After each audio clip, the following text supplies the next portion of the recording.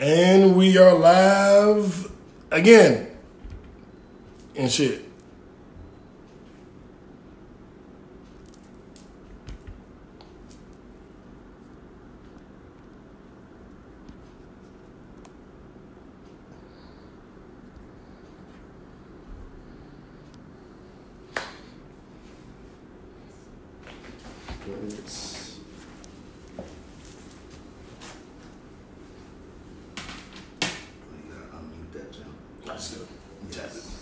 Okay, let's hear how that sounds. Can you hear us? Okay, let's hear how that sounds. Perfect. All right, we fixed it. We are Metamucil. We are Metamucil. Okay, let's hear how that sounds. Perfect. All right, we fixed it. We are Metamucil. We are Metamucil. That'll do. I'm just sharing it again, y'all. Just give me, just bear with me a second. I know it's been a little crazy. Go ahead and turn that volume. We are Metamucil. All right, y'all. So we're gonna go back in. We're gonna start from the beginning. Right. Because you guys couldn't hear us. I want to make sure you get this good message. You know, we are the greatest podcast in the history of podcasts. I want to make sure that you get a chance to hear us and how great we are. Yeah, it's really fucking good. We don't want you to miss a drop of it, so we're running back. That's what I told her. I was like, swallow it all, baby. I don't want you to miss a drop of it. Don't miss a fucking drop. Yeah, that was a pretty good alley-oop. I'm going to post this in Team Ashanti. All right. Sapios Experiences. You're going to get this work. Black men don't cheat. You're going to get this work. The Walking Dead, you getting this work too. Yep. I think The Walking Dead comes back tonight. No, it came back a Sunday or two ago. Yeah, it did. Shit, I didn't see last week's episode. Oh, well, I get 2 episodes to binge tonight. That's what's up. That's what's up. What's up, y'all? Just get 1 second. We're going to get this shit working. Yeah. Nancy. Hey, Nancy. Me? That wasn't me. That was JB. What? I was like, you get every drop. Oh. That was JB. It wasn't me. I said that. That was my fault. I was my Gangsta Geek can get a little nasty sometimes too. Just a little. All right, y'all. So this is what we're gonna do. Go ahead and get us started on the podcast. Thank you, Majigga, what's my album. So everybody on Apple and Spotify and Google Play and Christian Mingle can hear us. We had some technical difficulties, but we are back. We are live, and the video actually looks better. This is crystal clear, pristine, visual shit, JD. Yeah, it does look pretty good. It does look pretty good. So I guess I'm sucking my gut a little bit. Right. I guess we'll be doing this from my phone from now on. Yeah, because that looks good as shit. Yeah, that looks good. All right, y'all. So, oh shit, JD, what's the name of the show? It's a pod named Kickback, dog. A pod named Kickback. It's like a Tribe Called Quest. You say it all together. So welcome to a pod named Kickback, Indeed. Also known as the Black CNN, and the revolution will be televised. I'm No Break Snoo, the Righteous Ratchet. And I keep that time we did after the Righteous Ratchet, because niggas out there stealing my shit. Kev on stage, fuck off my shit. So it's No Break Snoo, the Righteous Ratchet. If you throw it, I'll catch it. If you got it, I'll match it. Every Monday. We right back at it. I feel fantastic. Yo. What's up, y'all? It's JB Frank. I'm that Gangsta Geek representing NWA, Nerds with Attitude. Happy Shmonday, y'all. Happy Shmonday. Now that we're back, right? Right. It was a little dicey here. A little dicey for a second. Let me see. I'm gonna shoot this over to. Let me see what we got going on here. I'm still sharing this shit. Yeah, so we had a couple of little wrinkles in there, little wrinkles. We turned them into sprinkles because the camera is better now. Good quality audio. We're back on there. So let's get back into it. Yeah. So really quickly before we started, we wanted to do rest in peace to Elijah Cummings. Absolutely. JB, give him a little bit about the great brother Elder Elijah Cummings. Okay, our Elder Elijah Cummings. native of Baltimore, along with Nancy Pelosi.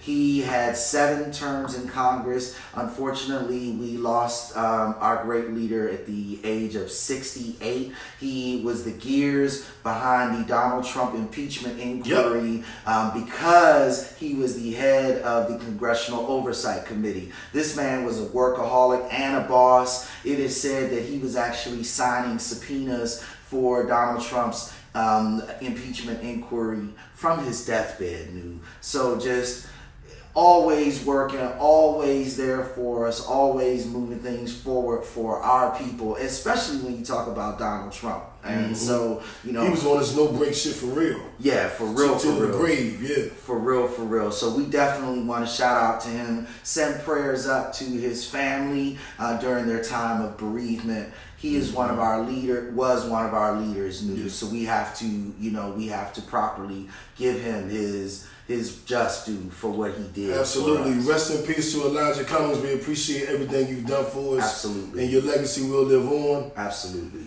All right. Our icebreaker. Never be afraid to walk away from anything. Right.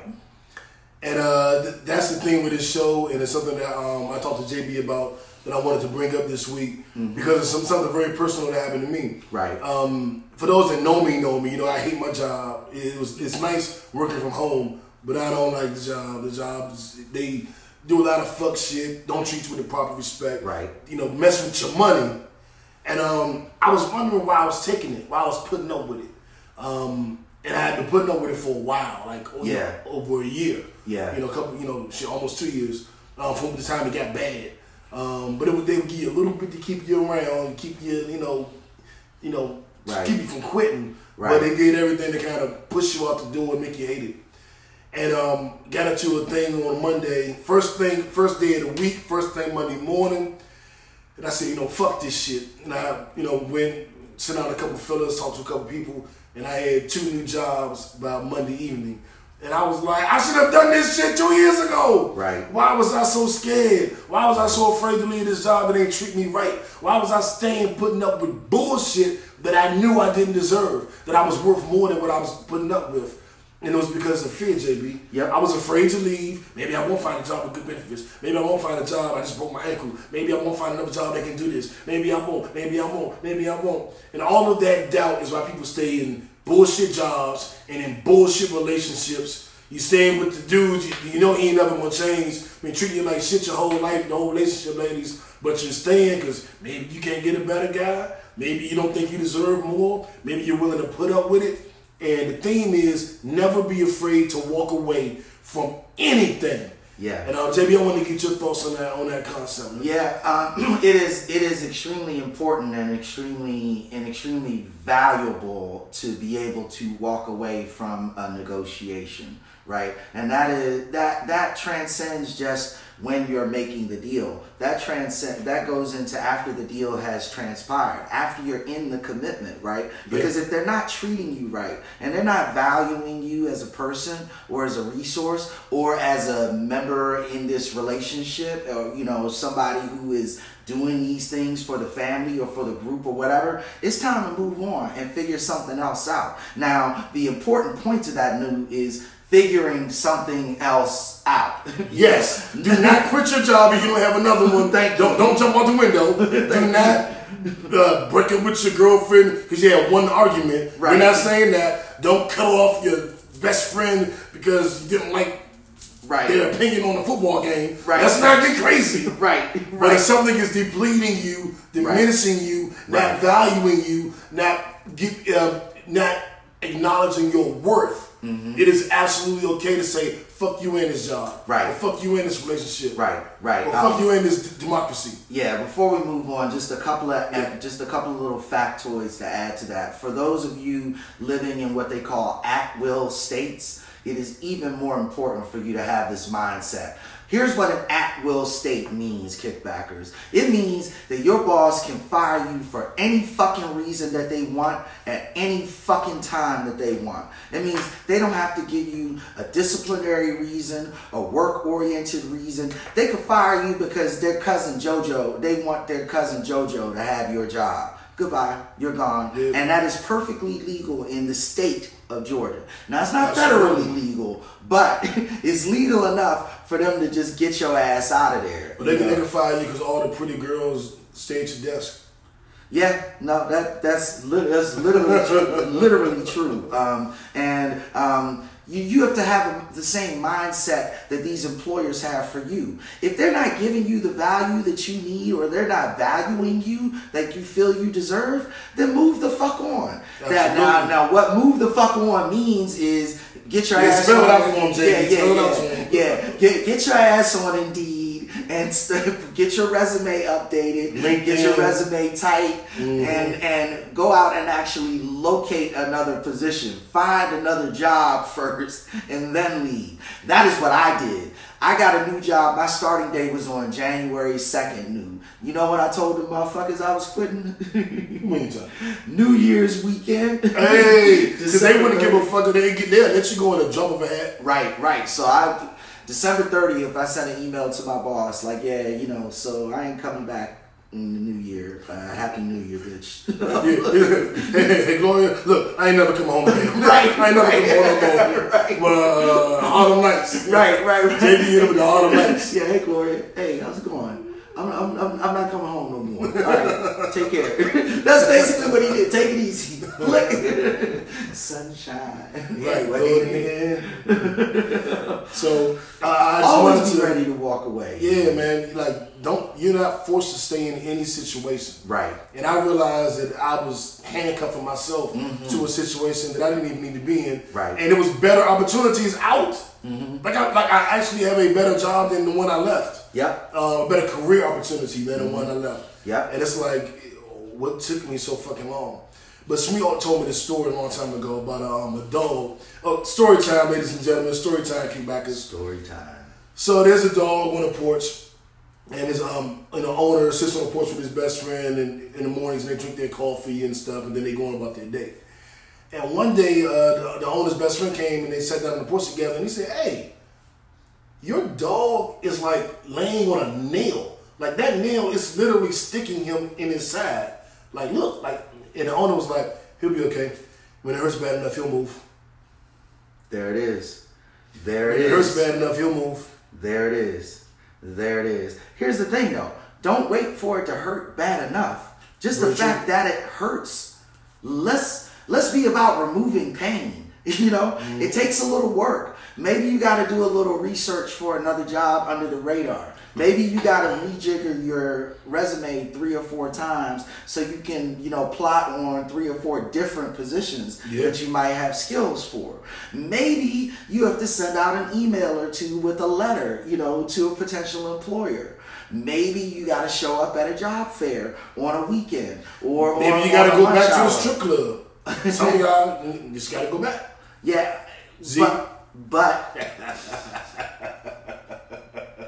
But what you don't want to do is handcuff yourself, hamstring yourself, and tie yourself down to a situation where someone is devaluating you, because that's tantamount to slavery, and none of us are into that. You know what I'm saying? So why do it? Right. I might be into BDSM, but I'm not into slavery. So yeah. Yeah, let's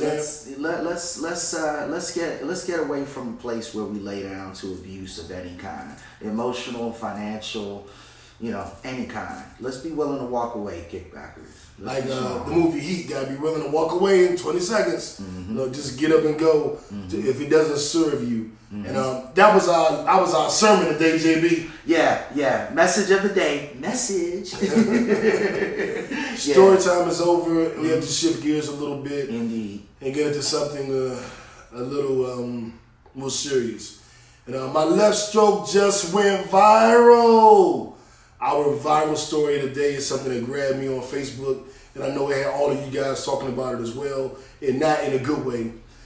I'll start with rest in peace to Atatstiana Jefferson. Yes. Young lady who was in her home playing video games with her nephew, and one of her neighbors called the police to do a wellness check. First of all, don't ask nobody to do no wellness check on me. No. You come and look for your fucking self. Yeah. Me and JB will pop up in each other's house. Right. We think something wrong. Right. We're not calling the fucking police. Yeah, I mean it's a bullshit thing that happens, you know, all over the country where these quote concerned citizens unquote are, you know, they hear a noise in the house, or, you know, their neighbor hasn't, you know, left the house or they haven't seen them leave the house for several hours or a day or so, and then they'll call the cops and have the cops do a quote wellness check unquote. These are supposed to be police officers who are actually checking on the people who the police have been called on. Not like coming to arrest them or see if they are committing a crime. They're supposed to be coming to check on them and make sure they're okay. And what is happening, what seems to happen quite often in Texas is these people are getting shot. Atatstiana was shot through the window of her home. So wait, they never even went into the house? No, they never went. They shot her from outside the house? Yes. Yes. Wow. And the police officer said somehow he felt that there was a credible threat there. Now, to make matters worse, after they shot her, after they came in and realized what they did, then they located a weapon, a handgun, in her home. So they were saying, oh, well, she had a gun. Well, guess what, y'all? It's perfectly legal to have a handgun inside of your own home. Number one. Number two, in the whack-ass, crazy fucking state of Texas, I could walk down the street with a shotgun. And it's perfectly legal. These are the laws in Texas. So again, absolutely no law was broken. No malfeasance occurred of any kind. There was no threat whatsoever. And this cop shot this woman in front of her nephew. In cold blood, and we're seeing it happen repeatedly. It repeatedly happens in the state of Texas. In fact, the Boston Jean situation was in Texas. With Amber Geiger. Y'all gonna hug the cop that killed Atatstiana? Y'all still praying for him? Yeah, this shit is horrible because basically now these motherfuckers have a vehicle to just put a hit out on black people. That's what a wellness check sounds like to me. It sounds like a hit. Yeah. It sounds like y'all just called a hit out on somebody, basically. Because the cops think about it. A phone call was made. An armed individual showed up at this person's house, did not enter the house, did not speak to anyone in the house, fired through the window and killed somebody. What does that sound like to you? That is the definition of a fucking hit. Because back when we was in DC, I used to do, but never mind. We don't need to talk about the Buttman days. But that is a hit. Right. Like, that is a fucking hit. And you know, we're not trying to make light of it, but it's like, what do we fucking do at this point? Right. Like, what do we do at this point? Right. Something has to be done. That's a black woman that was murdered. And as black men, we're starting to feel like, what do we do? Yeah. We just gonna keep allowing this shit to happen? It's a visceral pain that you feel because as a black man, one of the things that you are raised to do is protect your women and your children, right? So here's a woman and a young child sitting in a house and she's doing her thing. She's taking care of her sister's son. You know what I'm saying? This is all positive. And now they're gone. Now she's gone. Now she's been murdered. And they're gonna try and figure out some kind of fucked up way to make it legal, or make what the cop did okay. He's already saying somehow he perceived a threat, and this shit just has to disappear. How the fuck is it a threat? Yeah, this shit has to disappear, y'all, because it has to, JB. And looking at this, I don't want us to get desensitized to it. Right. There is a woman who has been killed. She's never coming back. Her nephew is never going to see her again. Her sister is never going to see her again. Her lover is never going to see her again. Yep. Her parents will never see her again. She is gone. And the only reason we have is someone called to do a wellness check on her, and she was killed during the wellness check. Yeah. A call that is supposed to check on her to make sure she's okay is actually the reason she's dead. And sit with that for a minute, y'all. Yeah. Sit with that for a minute. Yeah. And I want to get off this. I don't want to stay on this much longer. But sit on that and think about it. And something needs to be done. And we'll see how the court system, how this plays out. But this is horrible. This is disgraceful. Yeah. This is murder. This is genocide. Yep. This is oppression. Yep. No, you can't describe it as anything else, and something needs to absolutely be done. We'll probably touch on some ideas later when we get into some of the TV shows that we watch, because we've done something about this in the past as a people. Okay, well, Meek says the police officer didn't even identify himself while lurking around the house. No. If I was at home, I'll get my gun too. It was 2 a.m. and I don't know who's around my house. Excellent point, Meek. Yeah. Excellent point. Excellent point. Yeah. Those who are listening on Spotify and Apple, we do the show live on Facebook, so we do get comments from viewers. So if you want to be a part of the live show, it's Sundays, usually about 6:30 on Facebook Live. Having said that, thank you, Meek, for your participation. Yep. You better have. Time to swing on to that next one. JB, go ahead and introduce the next topic we have. This one has been buzzing around social media now for a little while, and it's a really interesting kind of conundrum.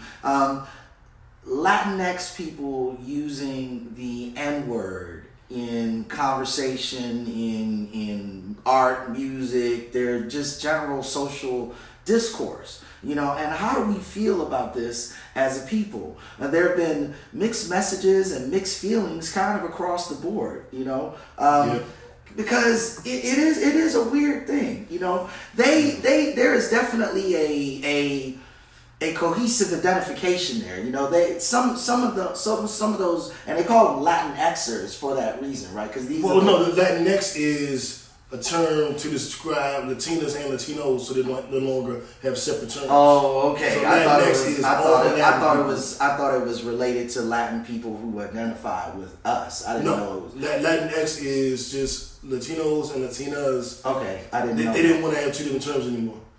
It's brand new. I just found out about it like 2 weeks ago. Yeah. And the minute I heard it on Joe Budden podcast, and they were asking what it was, so made me look it up. And then the minute in the next article I saw said Latinx, I was like, oh shit, this is really bad. Thank you for educating me, because I was totally off with that. I was like, well, okay. To give you guys an idea, I'm not trying to be offensive, but I want to kind of do a separation. Right. We have the Latino community that grew up in hip hop, in black neighborhoods, that grew up in the ghetto, grew up in the hood, grew up around the hip hop culture, and they are like us. They feel like, we're all Latin people come from the African diaspora, so they're all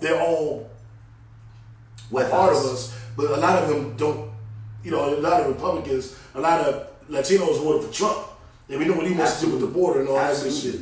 So there's a separation between people who are Latin that maybe grew up closer to their origin, closer to their roots, whether they be Cuban or what have you, and not into hip hop, almost the ones that pass for white, if you will. Yeah. And then you have the hip hoppers like Fat Joe and Cardi B, as opposed to maybe Mark Anthony. Right. Right. Well, that's actually a very good parallel. I mean, that's actually a perfect way to describe it, though, Nu. And it's not something that ever really bothered me, because for me, the ones who didn't identify themselves with the black community knew better than to use the N-word, or didn't use the N-word because they didn't identify. You know what I'm saying? So the term wasn't used around me in those contexts. Okay. Now, ironically, I don't have a whole lot of hip hop Latin experience, so I wasn't exposed to a lot of Latin people who use that word in my social circle. You know what I'm saying? So that was not something I had direct exposure to. Fat Joe and Cardi B, obviously, and that never really bothered me. But I'm like, well, should it? The first time I think I heard Fat Joe say some nigga, I was like, whoa. But this was, and I was a child. Right. This is, Fat Joe been in the game 30 years. Yeah. But over the last 30 years, I don't have an opinion on it. It doesn't bother me. Now, Meek says it doesn't matter if they're, Latinx from the hood or from, native land. She doesn't like anybody using it that's not black. Fat Joe said in the article that he's black. He was like, my roots go back to Africa, like all Puerto Ricans do. So we're like we feel like we have African roots. Yeah. And we don't feel like we're separate from black people. We don't feel like they feel like more like they're a sect of black people. They're a group of black people that's called the Puerto Ricans, a group of African people, if you will. And I was like, well, that's fair. Meek, how you feel about Fat Joe and Cardi B using it, the N-word, just out of curiosity, because I don't know many Latinos. I grew up weird in DC. I just grew up with all black people. Yeah. And when I did start meeting more and more Latinx people, they were typically, foreigners. They didn't grow up in hip hop. Right. I did date this one young lady that was Dominican, that was darker than Wesley Snipes, and I am pretty fucking sure she said nigga, not nigger, but nigga. Like I'm pretty sure, and I don't think it bothered me because she was so dark. I'm like, she's black. Like, what the fuck? You know what I'm saying? I mean, I can think of there's my cousin Francisco, married to, he's definitely Latin. We use the word nigga all the time. And then there was so you do have experience then. Well, I mean but he also is half black though, the same way Jasmine is. You see what I'm saying? Okay. The other one, Teddy Maynard, shout out to Teddy from Harvard, guy I went to school with. He was Panamanian, I'm sure he dropped a few N-words in there, but I mean, he was black. He was darker than I was, you know what I'm saying? So I didn't feel that, whatever it is in those. So does complexion, the skin color, hold any weight there? Because Meek says she doesn't like it at all, can't stand it. Don't care who they are, Cardi B, Fat Joe, she don't want nobody saying it. Well, I think that in certain situations, complexion factors into it because the people around that person are more easily able to identify them as black, because they look black. I mean, they're black. You know what I'm saying? They look the same way we do. So it kind of elides that whole Latin barrier, if you will, because these people look like us, which means that in all likelihood, if they lived in America, they grew up enduring the same experiences we did. You know what I'm saying? They just went home and spoke Spanish, Yeah. So where, how do you draw that line? It's a really interesting social question. It is. I don't know that we have the answer on the show. It's just, it's definitely something that, requires more dialogue, because I don't want to be judging people if they identify themselves with our community, but at the same time, I don't want them to be disrespectful either. Yeah, and I think that's what it boils down to. When they say it, how does it make you feel? Right. Maybe as a general rule, nobody should say it but us. But I don't feel a way when Fat Joe says it. I don't feel a way when Cardi B says it. I don't either.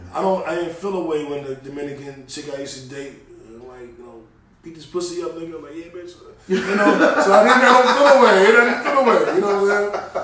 But if it was somebody that was very, very fair skinned and damn near passed for white, I would be like, what? Well, when J-Lo got in trouble for saying the N-word in her song. Yeah. You're right. And people got upset about that and they tried to say it was really Ashanti singing it, which it probably was. Ashanti is a ghost. I don't know how you go sing for somebody.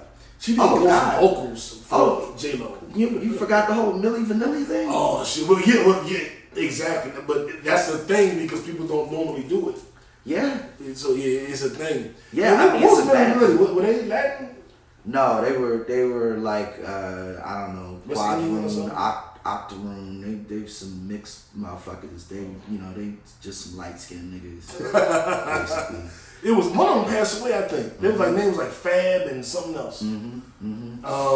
Yeah, I mean that was just crazy. Me said, if you don't have any melanin, watch your mouth. Now, what if they got melanin? Exactly. What if they darker than you? Exactly. That's what we're talking about. That's exactly what we're talking about. How do you deal with that? Yo, I'm sorry, that shit was just mesmerizing. But that's the masked singer. Yeah, but those ain't masks. Those are like Trinidadian carnival outfits and shit. Man. Yeah, I like that. Yeah, shout out to all the ladies that go to all the different carnivals all over the U.S. Absolutely. and overseas and paint and take pictures and post them. Shout out to you. You guys are the real MVP. Now, gotta get a little more serious again. Our what the fuck story of the week. This is something we've addressed on this show for years. Yes. And there are trans children who are now regretting the change that they made. They were able to transition to the sex, gender of their choice. Yes. And they have regretted making the move. Yes. And they're in their early 20s. Mm-hmm. Some 20, some 21, some 22. Which Yep. means these decisions were made as teenagers. Yep. And they're now trying to find a way to reverse them. And a doctor in the article that we were reading actually said that a lot of kids are coming to him and trying to get money or figure out ways to reverse the surgery. And that is why me and JB have been proponents of not letting children make that decision since we started since the topic came up and we had the show. Yep. Now we were cussed out, y'all killed us online. Oh my God, Yep. let the children do what they want to do. Why does you worried about it? Doesn't affect you? And we were saying, children, you won't let them drink, you won't let them drive cars, you won't let them fight in a war, you won't let them vote, but you'll let them change their gender at age 8. And it was a ridiculous notion to us, yeah, because we don't even let 8-year-olds choose what they have for dinner most of the time. Yeah. You gonna eat what the fuck I cook. Right. You gonna eat what the fuck I cook, but you get to tell me whether or not I call you him or her. It doesn't make any sense to me. And it's bigger than that because they're having the surgery. Yeah. You're actually having it's bigger than just him or her. Yeah. They're having the surgery. Yeah. And it's crazy. And regretting it. Yeah, and it's unfortunate. Let me say that. This is horrible. This is horribly awful that these children are allowed to make these decisions, and then when they get along later in life and totally regret it. And there isn't a guaranteed way to fix it, JB. No, there isn't a guaranteed way to fix it. And you look at this whole process of transformation that transgender people have to go through in order to actually cross that finish line. You're talking about something that takes years and hundreds of thousands of dollars. Therapy, gender hormone therapy, psychological therapy, all of this stuff that they go through to get to this place. And you gotta ask yourself, does a child even have the mental faculties to make that type of decision? No. And the answer is emphatically no. Emphatically no. We don't let children make any decisions like that in their lives for themselves because they're not old enough to. And yet we're walking around with this whole, I don't even know what to call it because I don't want to be insulting to the movements, to the legitimacy of the movements where these people are actually trying to find themselves and build and gain rights for themselves. But I truly believe that allowing children to be involved in those types of transitions is a disrespect to the movements and the struggles of the people, the legitimate adults who have made that legitimate decision. I would agree, JB, and I'll take it a step further. Even when you allow a child prior to the surgery to make the change in their day-to-day lifestyle, how they look, how they groom, how they identify pre-surgery.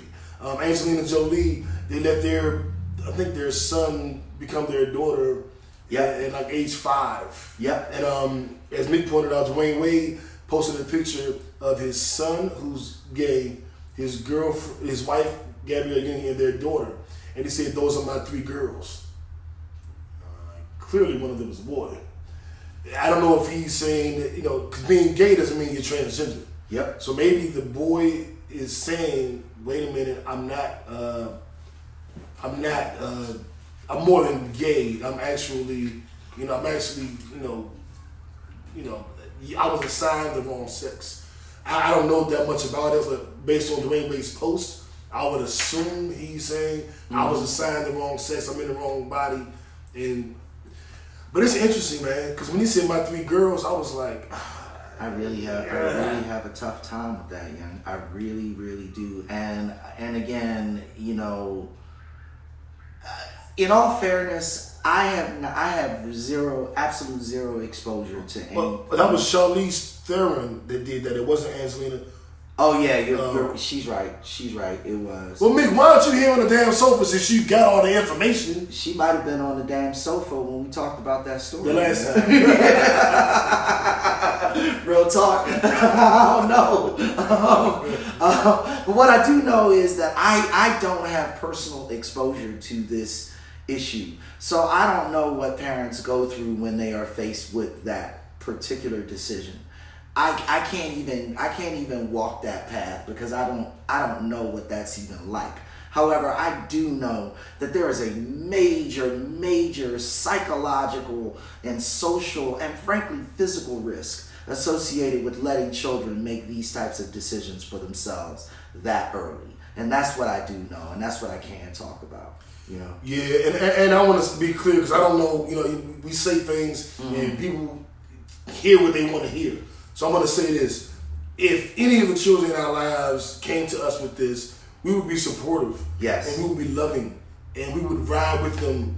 But they can't make the decision to change gender until they're an adult. Absolutely. Just like if they came to us and said, we want to be Hindus. Okay, when you get a little older, you'll be able to make that decision. We want to live in trailers and not in houses. Okay, when you get a little older, you can make that decision. Whatever the thing is, it's gonna have to come with a level of maturity. You're not gonna be 10 years old telling me how you want to live the rest of your life and having me allow you to do something that's could be potentially harmful to you. Absolutely. We're gonna have to do the proper research. Yep. We're gonna have to wait for you to become a proper age. Right. And then we're gonna be 100% supportive. And I'm speaking this way because I'm Godfather to JB's kids. Absolutely. So we're raising 2 X-Men, goddamn Avengers on this motherfucker. Yeah. And then you bring the rest of the 5 and all the kids around us. Yeah. And we're going to be supportive. And we're going to ride with the children no matter what. Yeah. But it's levels to this shit. Absolutely. There are profound levels to this shit. And, it takes a village to raise a child. And it's important, like you said, to love and support what your children are dealing with and what your children are going through. But most important is to guide that process for them. Yeah. Guide that exploration process for them. And help them understand, yes, these are decisions that they will eventually be able to make. But right now it requires parental guidance to work through that. I think that's the end point, the end game for me, I would 100% agree with that, JB. Mick said she can respect that a child may like the same sex, but calling them, a different pronoun would be a little much. Right. She has a daughter that likes girls. Okay, fine, she'll support that, but all of a sudden calling her daughter her son will be a little tough for her. Yeah, that would be tough for me too. I'll tell you something else that's tough for me. All of this goddamn hugging. Yeah. We hugged Amber Geiger. Yeah. And now there's a student in the school trying to shoot the school up. A black teacher takes the gun from him and just wants to hug him to death. It's a lot of goddamn hugging going on. Right. And I don't like it. We don't have to get into a whole long discussion on this, JB, but it is disgusting to me. And I know you're supposed to be, spiritual and loving and Well, I will say this, because I wasn't a fan of the hugging either. I wasn't a fan of it at all. But number one, shout out to the black teacher who stepped in and with immeasurable courage, because that was a big fucking gun in that video. It wasn't a handgun he took from this kid. It was like an assault rifle that he took from that kid. It was a big fucking gun that he took from the kid. Took the gun from the kid, grabbed him and just hugged it out with him. But it was more, you know how when somebody's really, really, really, really upset and they're about to do something crazy, so you just kind of grab them and hold, like, come on, young, I got you, like, I got you. Don't do this dumb shit. We've done that before each other. Like, come here, nigga. Like, don't do that stupid shit. Looking back at the video, it felt like more of that kind of hug than oh my God, I'm so sorry for you, and I love you, and no, it was more like calm down, motherfucker. And then the kid started crying, you know, so again, not a fan of the hug, but I'm going to change my my talking points here and more shout out this teacher for his bravery and his courage. I still think the student should be punished, though. Absolutely. I think the student should be punished severely for doing that kind of thing. I think he should be looking at legitimate grown-ass man jail time. If Atatstiana Jefferson can be murdered in her home playing video games with her nephew, then this white boy with this gun that went into his school to try to kill fellow students, he should definitely be punished. Yeah, no question. Definitely, without a fucking doubt. Punished as an adult and punished severely. So the hug, okay, the hug, but let's not hug him through the legal system. Fuck that. Let's not make excuses for what the fuck he tried to do.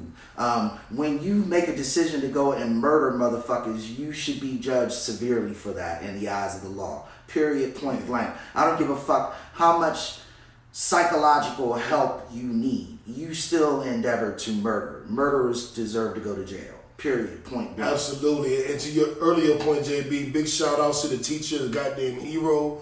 As we said, he still needs to be punished. But big shout outs to the teacher. He saved lives. The student needs to be punished. Like, I'm not even going there. Nah, go there, nigga, go there. Like, he went into the school with the intention to kill. That is attempted murder to me. He didn't stop because he had a change of heart. He was disarmed. Exactly. That's attempted murder. Yes, it is. That's a felony. Yes, it is. No question. No question about and it. I bet he made it to jail safe. He probably got some Wendy's or some Burger King on the way. Yep. And probably got a whole lot more hugs, too. Yeah, and Atatstiana Jefferson is dead for sitting in her home on her sofa playing video games with her goddamn nephew. Yep. Couldn't help but notice the complexion of the child. Disgusting, man. Couldn't help but notice the skin color of the child he was hugging on, too. Right. Couldn't help but notice that. Couldn't help but notice his gender and his ethnicity.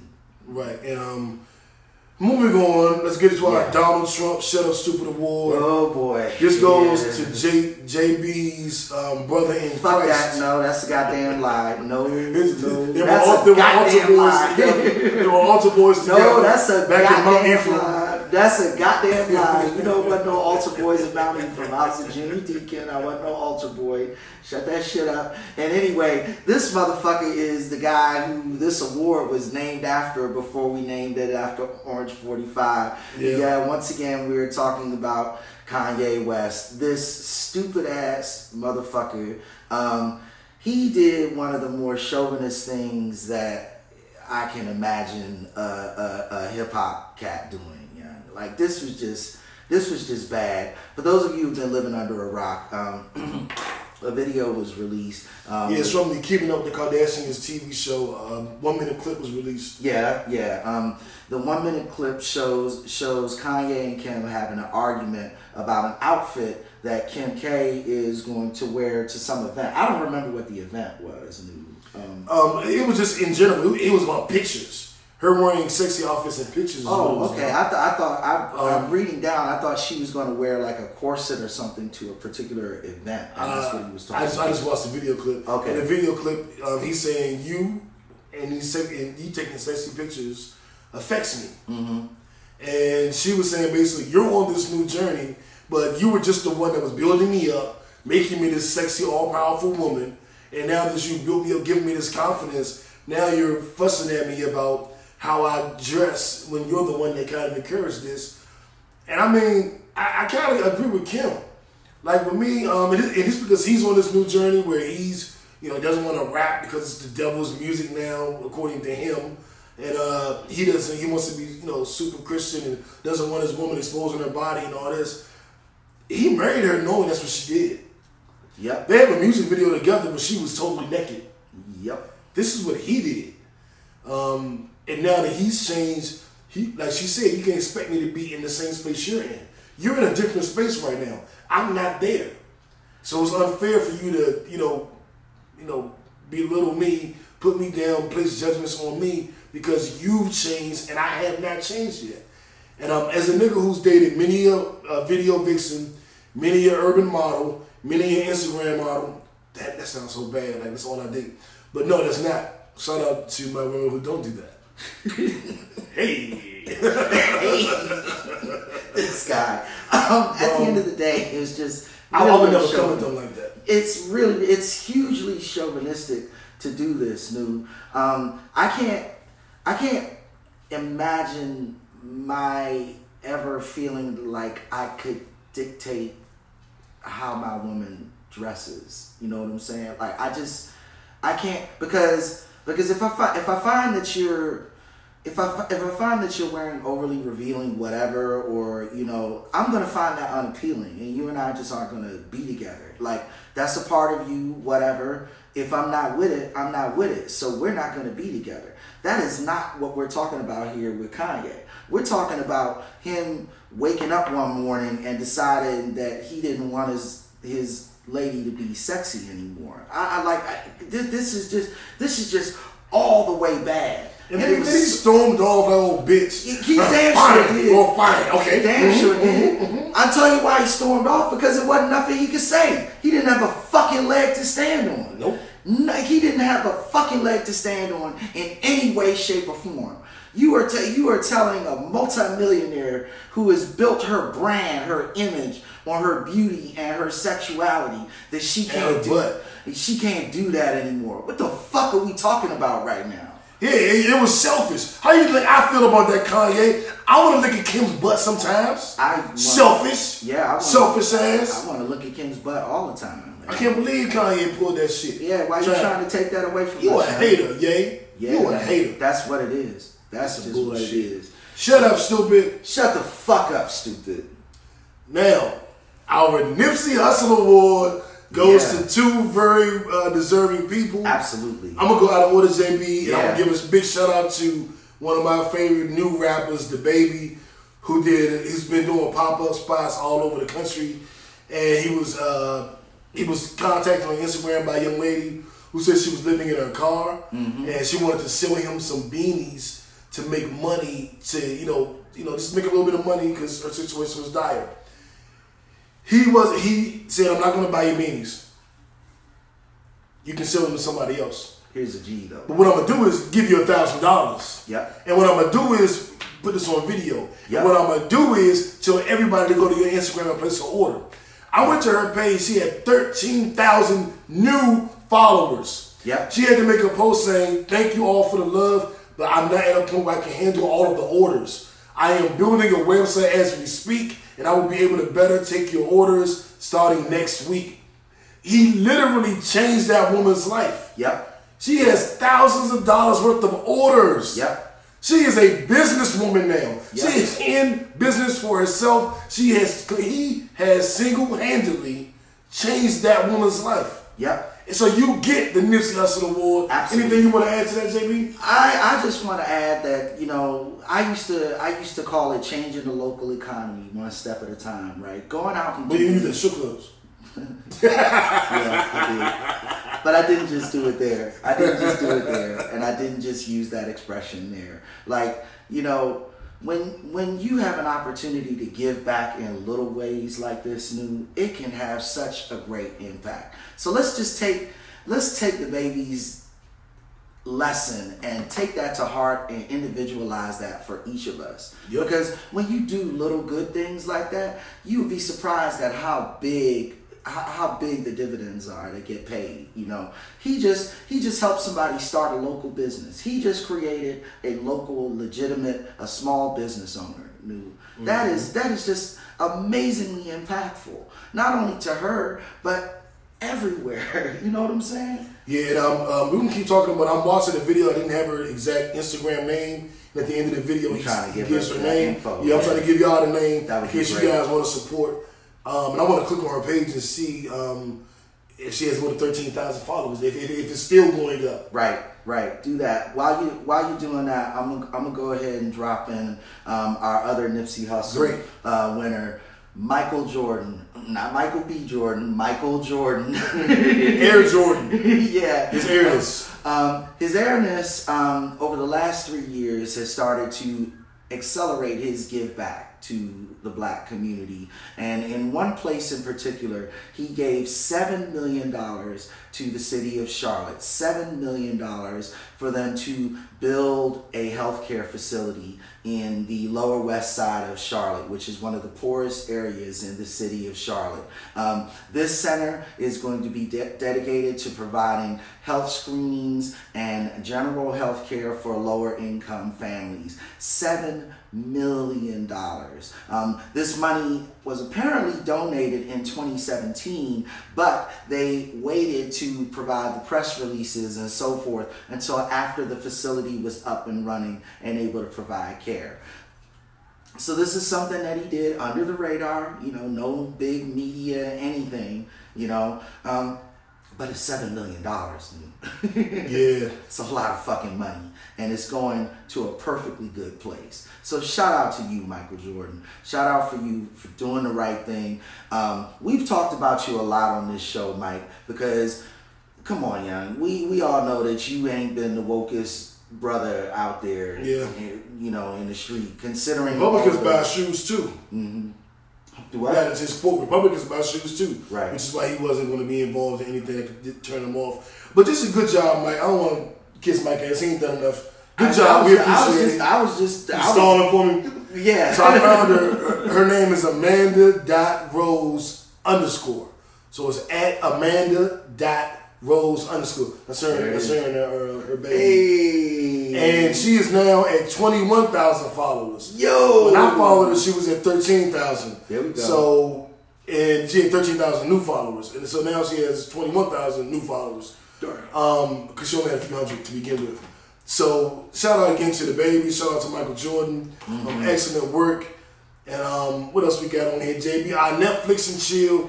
Oh yeah, this is gonna be a good segment right here. We got a lot of good programming to talk about. Yes, we say late awakenings are still appreciated. Absolutely, absolutely. Better late than never. Well said. You know what I'm saying? I tell the girl, it would take you a long, like an hour to come. At least you still came. You know what I'm saying? Like, so I agree. This guy. This guy.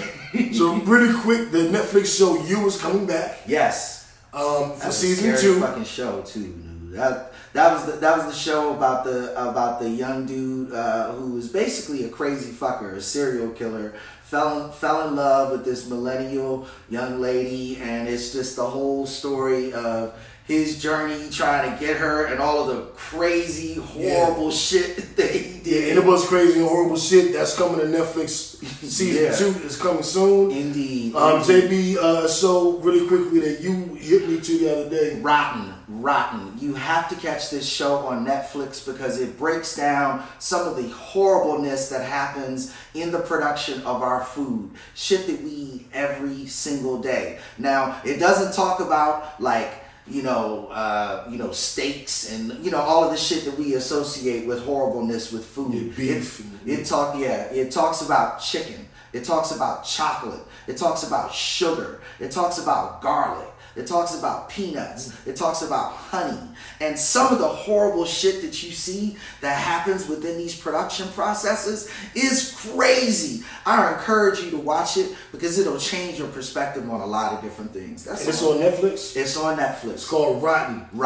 Godfather of Harlem is quickly becoming one of my favorite shows on TV. Absolutely. Starring Forrest Whitaker and Iliad. I can't even pronounce her name, but the one that plays his wife, she bad as shit. Yeah, she 5'10", 33 from New York. She fit right into my category. And on the weekends, I believe she smokes what she calls a joint. I'm going to get her. She on the Ashanti list. But Godfather of Harlem is a story of... that was funny as shit, wasn't it? That was funny. It's a story of, not Nicky Barnes, it's a story of... not Nicky Barnes. Bumpy Johnson. Yeah. Forrest Whitaker plays Bumpy Johnson. Right now, in the first couple of episodes, Malcolm X has made a few appearances. Muhammad Ali has made a few appearances. Yep. It's an excellent show. It's on Epix, and I highly recommend it. It is my show of the year so far. Indeed. And we're only 4 episodes in. That should tell you something. Yeah. I'm going through changes. Yeah, Big Mouth. Big Mouth is back, and Big Mouth is back in a very, very big way. Season 3 is now out on Netflix. They are, I mean, the show touches on sexuality in young teens. So it's a very, very important show, especially in today's environment, today's political climate. Yeah, and it's raunchy. Like this isn't your mother's cartoon. No. This ain't The Simpsons. No. This is raunchy, dicks out and cussing and profanity. They talk worse than JB does. You know, I'm an angel. I never cuss and shit. But this motherfucker right here, this motherfucker cuss all the goddamn time. I don't. Fuck that. I don't be on here cussing and shit. Talking about nigga shit. Anyway, the show touches on a lot of critical sexual issues that are going on now. It talks about, you know, the feminist movement. Yeah, the feminist movement, slut shaming. Shaming. Yeah, and they get into it. They talk about the male and the female perspectives, which is so refreshing to see. Yeah. Right? You know, they have the whole thing where no. Watch it. You gotta watch it. Fair enough. Wu-Tang show on Hulu. It is breaking down the origins of Wu-Tang. I don't know if it's true or not, because some of the shit that's happening in this shit is bananas. I'm like, that really happened? Okay. Oh shit. But as far as a series, a TV show, it's excellent. It's right up there, you know, in the snowfalls and the power. Like, it's really, really good. And it's black people. And it's young niggas in New York. And they 5%ers. And they in the streets. And they making music. It's everything you would want. It is fucking phenomenal. That is probably number 2 or 3 show of the year. Make sure you take that on Hulu. Mm-hmm. And really quick, we had a lot of music to drop. Gucci Mane dropped October 2. It's pretty good upon my first listen. Cash Doll new project is out. I didn't listen to it. I heard the single though. That was pretty good. Mm-hmm. Melly, female rapper that we was fucking with last year, she's back. Okay. Check her project out. Vuss and Bia have a new song that I really like. Rihanna texted me and told me about it. I was like, all right, Riri, I'm gonna listen to it. That song's pretty good. And anytime you're looking for good music, you can always find it on a pod named Kickback playlist. And I'll give you one name to look up. And JB, you definitely will love this guy. Robert Glasper. Okay. Robert Glasper. Robert Glasper. One more time. Robert Glasper. Chill, melodic, hip hop, R&B, laid back producer that has all your favorite singers and rappers on his album. It's the ultimate chill music. You just vibe out to it. Worth checking out. We'll definitely do that. And before we get out of here, one time for DC. Hey! One time for Titletown. Yeah. Sports. You know, last year the Capitals won the NHL championship, the Stanley Cup. Mm-hmm. The Mystics went to the finals, but due to injuries last year they lost. This year the Mystics won the WNBA championship, and right now the Washington Nationals, minus Bryce Harper, are in the World Series going up against the Houston Astros. And we have an opportunity to win 3 titles in 2 years with a grand total of 4 championship appearances. Yeah, that makes us Titletown. It's official. Titletown. Yeah. And that's without me and JB's bum ass Redskins. Whatever. We'll get there. These things tend to accelerate in trends, so the Redskins will be back in there very, very quickly. I don't know if y'all have noticed that, but that's what tends to happen with Titletowns. You pick up one, and then another one, and then another one, and then another one. And shout out to the Wizards who've been very supportive of the Mystics and the Nationals and the Capitals. That's dope. And the Wizards just re-signed Bradley Beal, give him a 2-year extension for $70 million. And just so you guys know, when his contract is up in 3 to 4 years, he will be eligible to sign the largest contract in the history of professional sports. Wow. Say that again? He will be eligible to sign the largest contract in the history of North American sports. That's Bradley Beal of the Wizards. When his contract is up, and he has a player option for the 4th year. So in 3 to 4 years, he'll be able to sign a $260 million contract, which would dwarf anything in Major League Baseball, basketball, NHL, even pimping. That's a sport. And I'm an MVP. You know what I mean? Shout out to Bradley Beal. Yeah, shout out to the Wizards and all the DC sports. Titletown! Yup. JB, we had a billion different things go wrong today, but we held it down. Yep. We held it down, bro. Gotta give it to you. We held it down through all the bullshit. As always, man, it helps to be a professional, you know. Hell yeah. We ain't new to this game, man. Not at all. There it is. So it's a pod named Kickback. A pod named Kickback, dog. Say it with me now. Uno. We out. Oh, and download. Oh, let me see right now. We're not out yet. Hold up. Like and subscribe on Apple Podcasts, Spotify Podcasts. Yes. Like and subscribe to our YouTube channel. Follow our Facebook page. Everything is a pod named Kickback. Facebook, Instagram, Twitter, Spotify, Apple, Google Play, Christian Mingle. Everything is a pod named Kickback. And even our music playlists on Apple Music and on Spotify Music. If you just want to listen to the songs we're talking about, it's a pod named Kickback. That was it. We'll holla.